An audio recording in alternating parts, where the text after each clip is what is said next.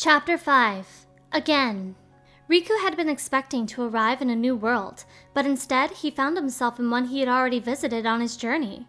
Traverse Town? Why am I back? Riku muttered as he looked around. Nothing had changed at all. He had supposedly opened the door of this world, so maybe there was still something wrong here?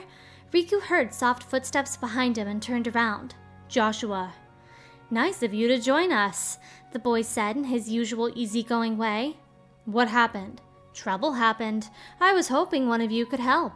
Joshua may have been subdued and calm, but if he was seeking their help, this world must be having an especially hard time. When did Sora get here? Riku asked Joshua about the other version of this world. He couldn't do that in the other worlds, but Joshua was special. And plus, he knew his friend. Joshua laughed at the question. Bravo, Riku. Why can't he be this quick on the uptake?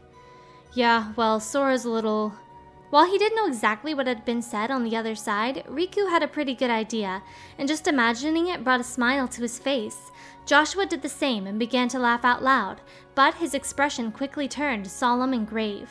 Now, let's get down to the problem. We've got a nasty Dream Eater on our hands.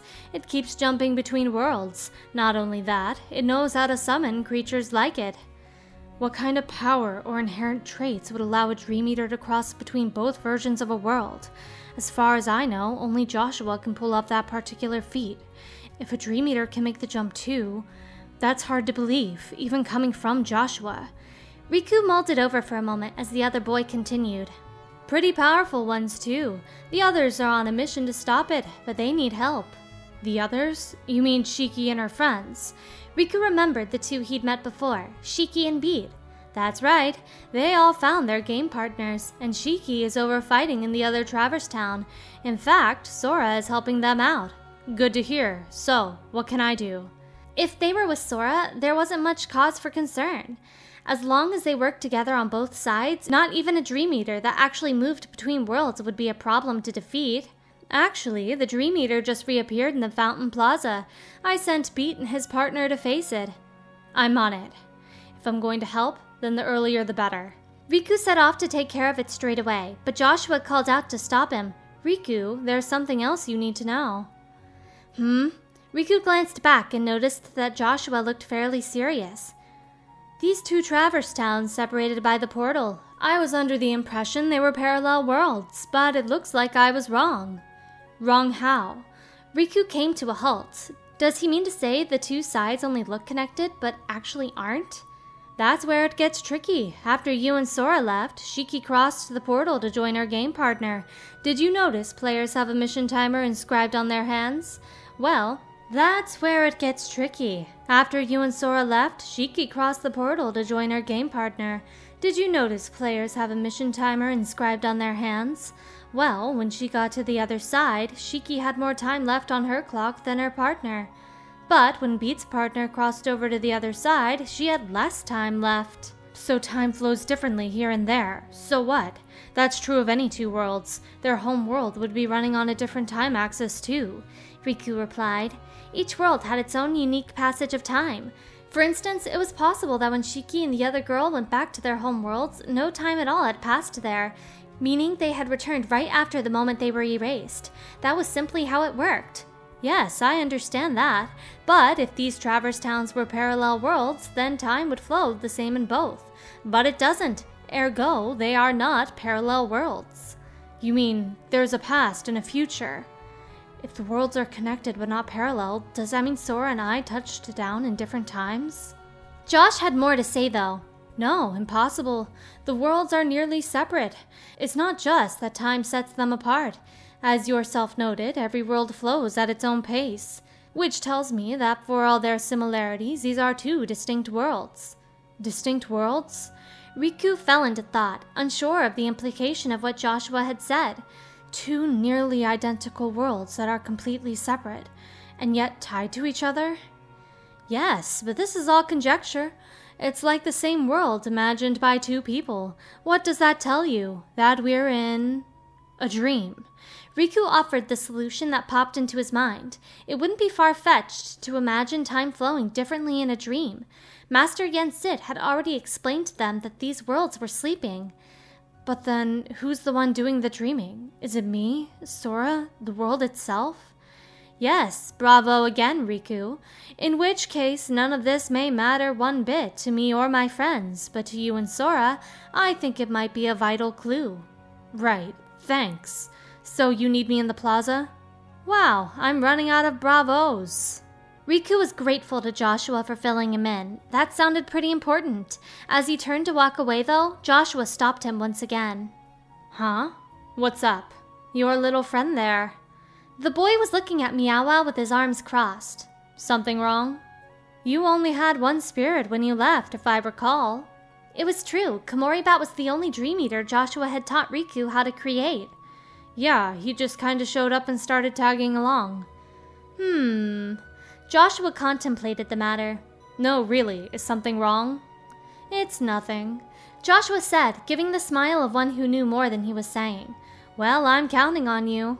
Tilting his head in puzzlement, Riku left for the Fountain Plaza.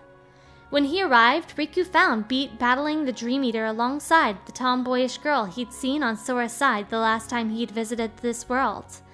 Their foe was Spelican, a Dream Eater resembling a giant bird hovering in the air and wielding a staff. Beat! Riku dashed into the plaza and placed himself in front of the Spelican to shield Beat and his partner. About time, yo! Oh, here we go again. 5 seconds ago, it was, "Where's Riku?" And now the act? The tomboy wearing a big beanie and baggy t-shirt rolled her eyes next to Beat. Bah! Don't tell him that! Beat grabbed his head melodramatically. Chuckling at her partner's antics, the girl turned to Riku again. It's nice to meet you. I'm Rhyme. Riku, right? Sorry my partner's acting like a doofus. She bobbed her head. I am not, Beat shouted. You always gotta go around and garnish my reputation. Since when? You burned that bridge all by yourself. Nobody raises his reputation by lowering others. Rhyme shot back. Riku had to fight back a smile as he watched them go. Yo, Riku, you gonna sit here and let her get in my grill? Beat asked angrily. He had to swallow his laughter. Sorry, it's just, you two are cut from the same cloth. I ain't made of cloth, Beat snapped. I know, answered Rhyme at the same time. Beat looks and talks like a punk, but there's a heart of gold in there somewhere. Yeah, he's come through for me, so I know what you mean. Riku agreed wholeheartedly with Rhyme's honest appraisal of his good points. Of course, he also agreed with her less flattering comment, too. There, see, I'm a... Beat started to say with pride, only to tilt his head in confusion. Rhyme, did you just call me a punk again? Squawk! Spelican finally screeched, apparently unable to bear any more of this conversation. The trio turned toward the Dream Eater and readied themselves. All right, now we ruffled its feathers, said Riku. Ready to do this? Yeah! Beat and Rhyme both bravely called. Meanwhile, Spelican waved its staff and created several magical circles on the ground. As Dream Eaters emerged from them, Spelican flew high into the sky out of reach. Me and Rhyme will handle things here. You go after that thing. Right. Exactly as they suggested, Riku chased after Spelican. The first stop after the Fountain Plaza was a back alley. The bird conjured more circles as it escaped, which in turn brought forth more Dream Eaters. Quantity versus quality, huh?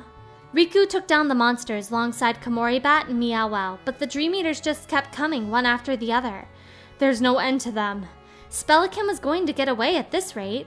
That was when Riku heard a voice call out to him, Joshua's voice. Riku, the 3rd district, we're going to pin it between both worlds. Okay, Riku shouted, then wove his way through the Dream Eaters and hurried to the 3rd district. Riku made it into the 3rd district just as Spelican was flying toward the door to the 1st district. He sprinted ahead and planted himself in its path. I got you now! This time, the Dream Eater tried to double back for the 2nd district, but that was when Beat and Rhyme caught up. This is my street, yo! You gotta play by the rules! Though it seemed momentarily nonplussed, Spelican quickly summoned a suspicious-looking orb, a portal. With a screeching cackle, the Dream Eater glided into the gateway. Oh no! Hey! Beat and Rhyme were both frustrated, but Riku knew they had nothing to worry about. Sora, you got this, he said with soft certainty, watching the portal fade. This is so tired, yo! Every time we chase him down! I know, but we've got an ally on the other side. Don't worry. Riku walked over toward Beat with a smile. Yeah, well, I still don't like it. The boy grumbled. Joshua drifted slowly down from above in front of him. You know, you are such a good listener, Beat. You're like a sponge, really, he said with a meaningful grin. Me? I'm not a sponge. I'm just me. You mean Daisuke no Jobito? Don't use my full name! So that's his real name, Daisuke no Jobito. Riku had been all over the universe, but he'd never heard a name quite like that.